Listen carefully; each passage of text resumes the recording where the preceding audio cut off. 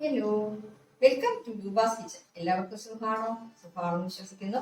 ഞാനിവിടെ നല്ലൊരു റെസിപ്പി ആയിട്ടാണ് വന്നിട്ടുള്ളത്. അതെന്തെന്ന് വെച്ചാൽ പാവയ്ക്കയും തൈരും കൊണ്ടാണ് ഒരു ഒഴിച്ചുകറിയാണ്. നല്ല ടേസ്റ്റ് ആയിരിക്കും. നിങ്ങൾ എല്ലാവരും തീർച്ചയായിട്ടും അത് ഉണ്ടാക്കി നോക്കണം. നമുക്ക് വീണ്ടും വീണ്ടും ഉണ്ടാക്കാൻ തോന്നും. വെച്ചാൽ വളരെ എളുപ്പമാണ് ഉണ്ടാക്കാൻ, പക്ഷെ നല്ല രുചിയാണ്. ഓക്കെ, അപ്പൊ അതെങ്ങനെ ചെയ്യണമെന്ന് നോക്കാം. അപ്പോൾ നമ്മുടെ ഈസി ആയിട്ടുള്ള റെസിപ്പിക്ക് വേണ്ടിയിട്ട് ഞാൻ ഒരു പാവയ്ക്ക എടുത്തിട്ടുണ്ട്. ഇത് നമുക്ക് നൈസായിട്ടൊന്ന് കട്ട് ചെയ്യണം.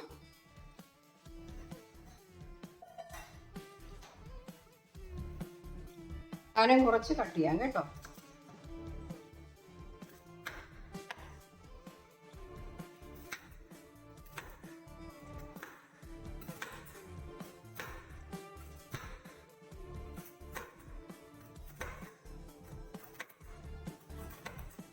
കണ്ടോ, ഇതുപോലെ കനം കുറച്ച് ഇതേപോലെ മുഴുവനും കട്ട് ചെയ്തേക്കാം. അപ്പോൾ ആ പാവയ്ക്ക മുഴുവനും ഞാൻ ഇതുപോലെ കട്ട് ചെയ്തിട്ടുണ്ട്. ഇതൊരു ബൗളിലോട്ട് ഇട്ട് കൊടുക്കാം.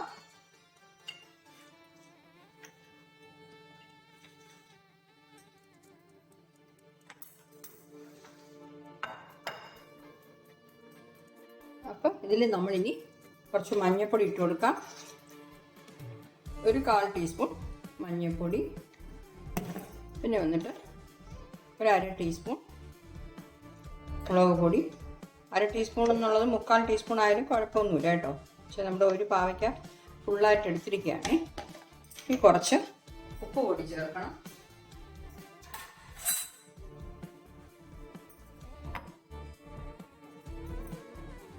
എന്നിട്ട് എല്ലാം കൂടെ നല്ല രീതിയിലൊന്ന് ഞെരടി വയ്ക്കാം. ഈ മുളക് പൊടിയും മഞ്ഞൾപ്പൊടിയും ഉപ്പ് പൊടിയൊക്കെ നമ്മുടെ പാവയ്ക്കയിലൊന്ന് പിടിച്ചു കിട്ടണം.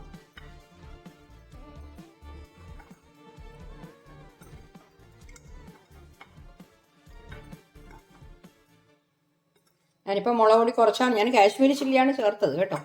അതും കുറച്ചാണ് ചേർത്തിട്ടുള്ളത്. ഒരു ടീസ്പൂൺ മുഴുവനും വേണമെങ്കിലും ചേർക്കാം.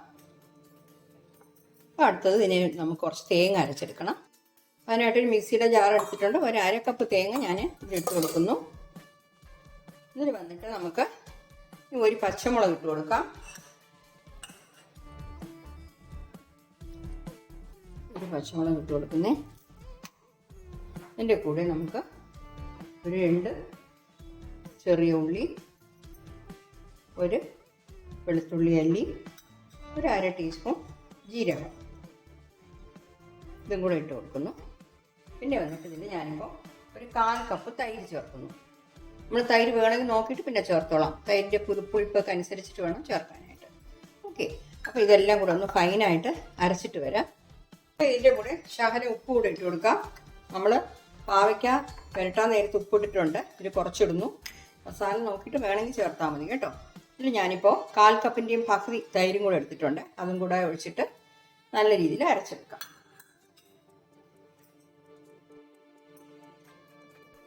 അപ്പം ഞാൻ ഉപ്പും കൂടെ ഇട്ടിട്ട് ഒന്ന് കറക്കിയെടുത്തു. ഇനിയിപ്പോൾ നമ്മളിതിൽ ഒരു 1/2 ടീസ്പൂൺ മഞ്ഞൾപ്പൊടി ചേർക്കാം. അതുപോലെ തന്നെ 1/2 ടീസ്പൂൺ മല്ലിപ്പൊടി ചേർക്കുന്നുണ്ട്. ഇതും കൂടെ ചേർത്തിട്ട് നല്ല ഫൈനായിട്ട് അരച്ചിട്ട് വരാം. അപ്പം ഞാനത് നല്ല രീതിയിൽ അരച്ചെടുത്തിട്ടുണ്ട് കണ്ടോ. ഇനിയിപ്പം നമുക്ക് ചെയ്യാൻ തുടങ്ങാം. അപ്പോൾ ഇപ്പം ഞാൻ കുറച്ച് എണ്ണ ചൂടാക്കാൻ വെച്ചിട്ടുണ്ട്. ഇതിൽ നമ്മൾ എടുത്ത് വെച്ചിരിക്കുന്ന പാവയ്ക്ക ഉണ്ടല്ലോ, അതിട്ട് ഫ്രൈ ചെയ്തെടുക്കാം. ഒരുപാട് അങ്ങനെ ഒന്നിച്ചിടണ്ട, 2 പ്രാവശ്യമായിട്ട് നമുക്കിട്ട് വെച്ചെടുക്കാം.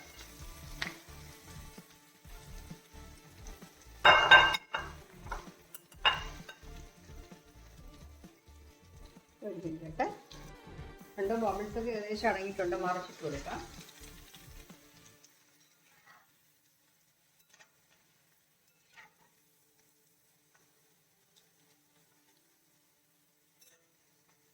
ഫ്രൈ ആട്ടെ.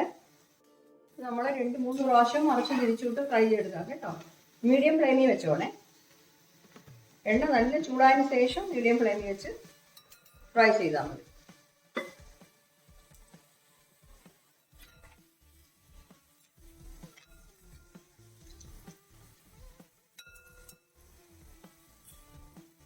അപ്പോൾ ഇത് ഫ്രൈ ആയിട്ടുണ്ട്. നമുക്ക് എണ്ണയിൽ മാറ്റാം. ബബിൾസൊക്കെ ഏകദേശം അടങ്ങിയിട്ടുണ്ടല്ലോ.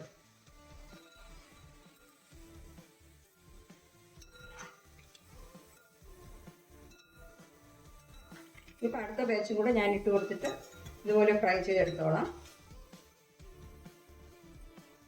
വിത്തൊക്കെ ചിലർക്ക് ഇഷ്ടമാണ് ഇതിങ്ങനെ ഇടുന്നത്. അടുത്തും കൂടെ ഇട്ട് കൊടുക്കാം.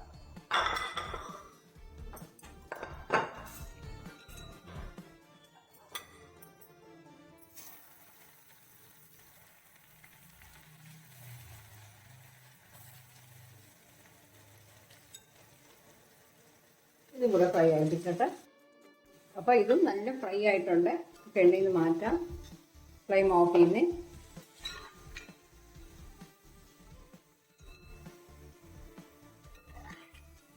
നമ്മളിപ്പോൾ എടുത്ത അളവ് തേങ്ങയും തൈരിനും ഒക്കെ പകുതി പാവയ്ക്ക ഇട്ടാലും മതി കേട്ടോ. പിന്നെ പാവയ്ക്ക ശരിക്കും കഴിക്കുന്ന ആൾക്കാരുണ്ടെങ്കിൽ ഒന്നും ചേർക്കാം. പിന്നെ ഈ ഒരു പാവയ്ക്കയ്ക്ക് നമുക്ക് 1 കപ്പ് തൈരും 1 കപ്പ് തേങ്ങയും ചേർക്കാം കേട്ടോ. ശരിക്കും ഒരു 3-4 പേരൊക്കെ ഉള്ള വീട്ടിൽ ചേരാവുന്നുണ്ടെങ്കിൽ അങ്ങനെ ചേർക്കാം. ഞാനിപ്പോൾ നമുക്ക് അത്രയും വേണ്ട, അതുകൊണ്ടാണ് ഇത്രയും കുറച്ച് ചേർത്ത്. ചൂടാക്കാൻ വെച്ചിട്ടുണ്ട്. ഇതിപ്പോൾ നമുക്ക് കുറച്ച് എണ്ണ ഒഴിച്ചു കൊടുക്കാം. 2 ടേബിൾ സ്പൂൺ ഒഴിച്ചാൽ മതി കേട്ടോ. ചൂടാകട്ടെ.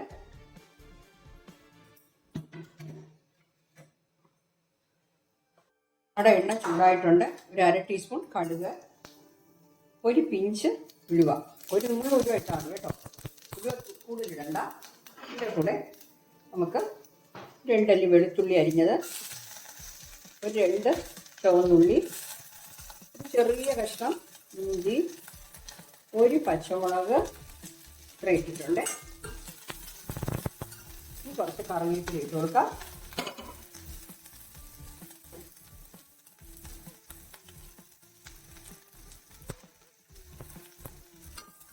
ഒന്ന് വഴറ്റി വെക്കാം.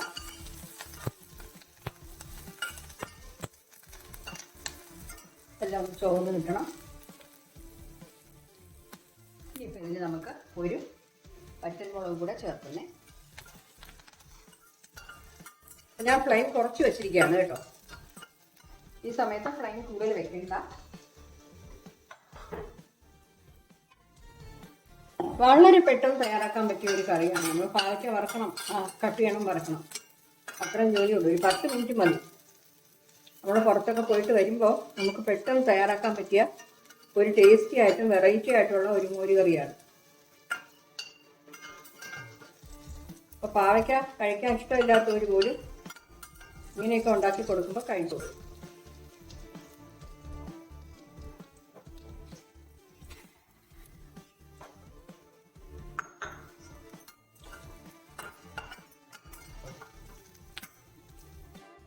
ഉള്ളിയൊക്കെ നല്ല രീതിയിൽ ചുവന്നിട്ടുണ്ട്. അപ്പോൾ നമ്മൾ അരച്ച് വെച്ചിരിക്കുന്നത് ഇത് ചേർത്ത് കൊടുക്കാം. വെള്ളം കുറച്ച് വെച്ചിരിക്കുകയാണ്. മിക്സിയുടെ കറക്റ്റ് വെള്ളം ചേർത്ത് വേണ്ടതിന് നമ്മൾ ഉപ്പ് ചേർത്തിട്ടുണ്ട്. അരയ്ക്കാൻ നേരത്ത് ഉപ്പ് വേണമെന്നുണ്ടെങ്കിൽ നോക്കിയിട്ട് കുറച്ചുകൂടെ ചേർക്കാം. നമുക്ക് അത്രയ്ക്കും ലൂസായിട്ടിരിക്കണം, അത്രയ്ക്കും കുറച്ചുകൂടെ വെള്ളം ചേർക്കാം. തീരെ വെള്ളം പോലെ ആകണ്ട. ഈ കറി തീരെ വെള്ളം പോലെ ആയാൽ കൊള്ളത്തില്ല. കണ്ടോ, ഈ കൺസിസ്റ്റൻസിയിൽ ഇരുന്നോട്ടെ.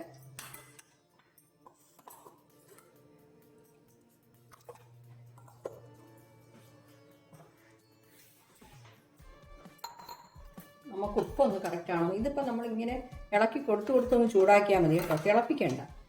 കണ്ടോ, ഇതുപോലെ ഇരുന്നോട്ടെ. ഓക്കെ, തീരെ കട്ടിയല്ല തീരെ വെള്ളവുമല്ല. അപ്പം ഞാൻ ഉപ്പൊന്ന് നോക്കിക്കോട്ടെ.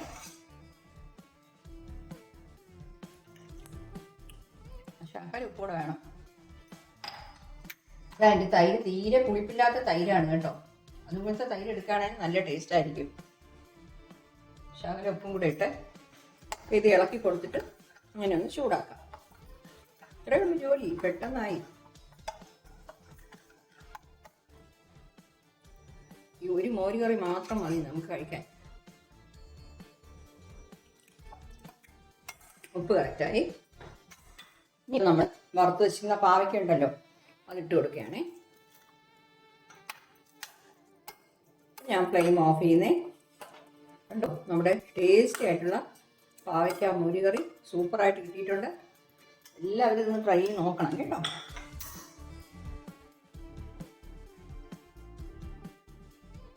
ബൗളാക്കി സൂപ്പർ ടേസ്റ്റ് ആയിട്ടുള്ള പാവയ്ക്ക മോരുകറി സൂപ്പറായിട്ട് കിട്ടിയിട്ടുണ്ട്. ഈ പാവയ്ക്കയും കഴിച്ച് അതിലുള്ള തൈര് ഒഴിച്ച് ചോറ് ഒഴിച്ച് കഴിക്കുകയാണെങ്കിൽ നമുക്കിത് മാത്രം മതി, ഒരു കറിയും വേണ്ട. അത്രയ്ക്ക് നല്ല ടേസ്റ്റാണ് കേട്ടോ.